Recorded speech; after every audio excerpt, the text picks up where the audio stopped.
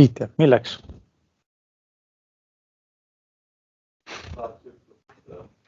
Aga mis annab nagu?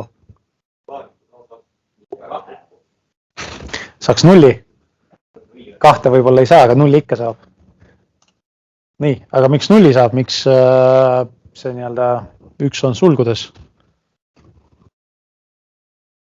Ja siis nagu te saite aru, et meil on kahte varianti, ühte või nulli. Ja kui me liidame 1 + 1, siis me saame nulli või siis nii-öelda 1-0, kui nii-öelda pikalt lahti kirjutada. Ja siis meil on see nii-öelda carry ehk siis ingliskeelne nimetus, mis kantakse üle siis nii-öelda järgmisse tehtesse. Ja see on siis nii-öelda kogu see asja tuum. Et kui teil on 2 biti liitmine, siis te peate aru saama, et teil mingi hetk tekib siuke olukord, kus te peate midagi üle kandma. Nii, lähme edasi. 11.1.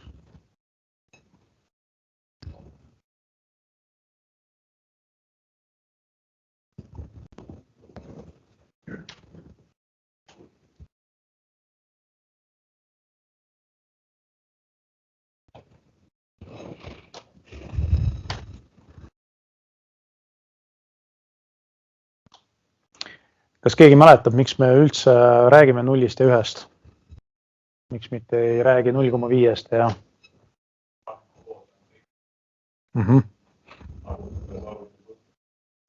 Ja miks see 2 kood võeti siis aluseks?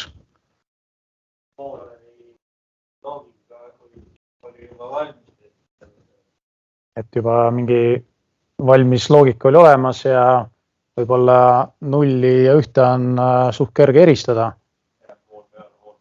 Et see vahepealsed kõik variandid, mis on pika distantsi peale, need muutuvad siis nii-öelda summuvad ära näiteks ja siis on arusaamatu, mis saab sellest. Nii, aga saime 0 ja 1 valmis ja mis sealt siis veel räägiti head?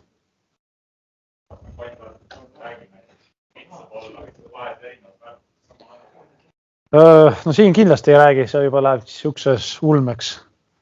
Et võite sealt sellest playlistis vaadata sinna lõpupoole.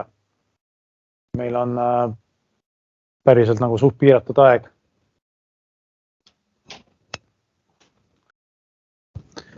Nii, küsimus teile. Mis on pildil? Suurepärane. Ahah, ja miks ta pildil on? Sest on vaja midagi panna. Nii, aga kui päriselt küsida, me räägime praegu nii-öelda liitmisest ja kui te vaatate selle elemendi siis nii-öelda tabeli, kas nagu mingit seost ei näe kaugelt?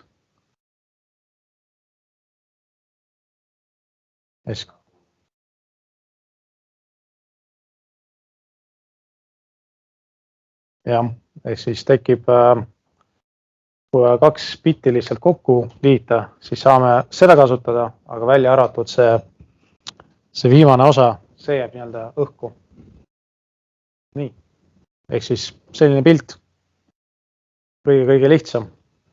Aga loodan, et on arusaadav, et 1-bitised süsteeme vist on väga vähe või praktiliselt ei olegi. Et sellest on vähe. Ehk siis, kui me liidame 1 ja 1, siis meil kantakse üle 1 järgmisse tulpa ja siis seal tekib nii-öelda 1 + 0 või 1 + 0 + 0, kokku on 1, siis kantakse edasi, kuni siia kõige vasakupoolse osani ja siis 1 kantakse jälle üle. Ja kui need bitid kokku liita, kasutades kalkulaatorit, peaksite saama sellise vastuse. Ja siin nagu mingit rasket loogikat ei tohiks olla. Nii, nüüd see nii-öelda ülekande asi, ehk siis carry, ehk kui meil on seda vaja kasutada kuskil mingi raskemates süsteemides, siis me saame seda nii-öelda kasutada, aga peab lihtsalt mõtlema, kus me seda peaksime kasutama. Ehk siis kui XOR-ile panna see AND otsa ja siis kui 2 sisendid on 1, siis AND läheb 1 ja saategi oma carry kätte. Ehk siis teeb täpselt loogika nagu enne. Nii, aga läheb veel raskemaks. Ehk siis kui te eelmisest tehtes tuli carry nii-öelda sisse, näiteks siia kohta, siis on selline skeem ja seda võib-olla paremini. Et saate kasutada seda nii-öelda, kui te saate sellest põhimõttest aru, siis on nagu juba päris hea. Sest otseselt nii-öelda 2 biti nii-öelda liitmine võib-olla ei ole nii-öelda tuumafüüsika, aga selle põhimõtte peal on nagu järgmised asjad tehtud. Kui keegi nii-öelda vaatas videot, võib-olla suudab mingi näite tuua. Keegi vaadanud. See on ju loogiline. Elu on loogiline. Nii, aga simulaatoris enam-vähem siuke element, et jällegi ei hakka enam neid ändi ja oori nii-öelda joonistama, ehk siis on juba komplektne klõts valmis ja kasutame seda näiteks nende bittide nii-öelda liitmiseks. Kui meil on see eelmine tehe, see, mis oli eelmisel lehel, siia pandud, siis näete, toimub selline olukord. Ehk siis, kuna meil 5 bitti on, siis väljundid annab ikkagi selle 5 bitti ulatuses ja siis selle carry annab eraldi nii-öelda väljundina. Ja siis seda peame siis kasutama juba järgmises tehtes. Nii, aga kes ei ole kasutanud, siis kasutage kalkulaatorit, kõige lihtsam. See on Windowsi oma. Kui kellelgi on Androidi oma, siis saate seal mingi eraldi äppi tõmmata. Ma loodan, et nendest enam ei pea rääkima, et saate juba aru, et mis on pinne, mis on detsimal ja nii edasi. Kui vaadata nii-öelda seda nii-öelda kivina, siis see on täitsa olemas, saate osta, mingi paar senti ta võib-olla maksab. Aga jällegi küsimus, mis on teie see lõpptulemus, mis te tahate saada nende liitmistega. Et see on tähtis. Nii, kas loodan? Üks väike teema, siis saame tööle hakata. Mis on pildil? Mis sõna see tähendab? Ja mis asi on lahutaja? Miinus.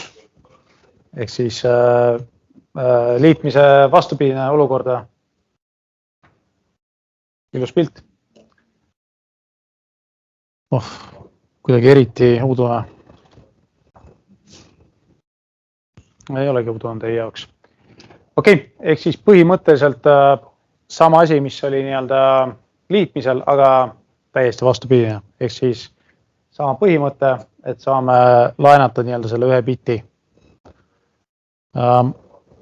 Siin on selle skeem. Ehk siis kui kaugelt vaadates midagi otseselt nagu rasket ei ole, kui te vaatate selle tabeli, mis siin nii-öelda on, siis ainuke on see nii-öelda see variant. Seda või? Seda või? Järgmist, seda või? Eelmist. See lahutamise vastupidine. See. Kui nulli. Et me ei saa nagu nullist lahutada, me peame võtma siis nii-öelda 1-0 ja sellest lahutama 1 ja siis saama nii-öelda 1. Et saad aru, et nullist -1 on siis nii-öelda miinusmärgiga. Me laename siit nii-öelda siit poolt selle 1 ja saame siis nii-öelda 1-0, sellest võtame 1 maha ja saame siis nii-öelda lõpuks 1. Ehk siis töötab vastupidine. Kui me liitsime, me saime juurde nii-öelda selle nii-öelda carry. Nüüd me kasutame sama põhimõtted, aga kui me näeme, et meil pole milleskist midagi ära võtta, siis me peame laenama siis nii-öelda eelmisest bitist. Nii. Ehk siis selline pilt simulaatoris.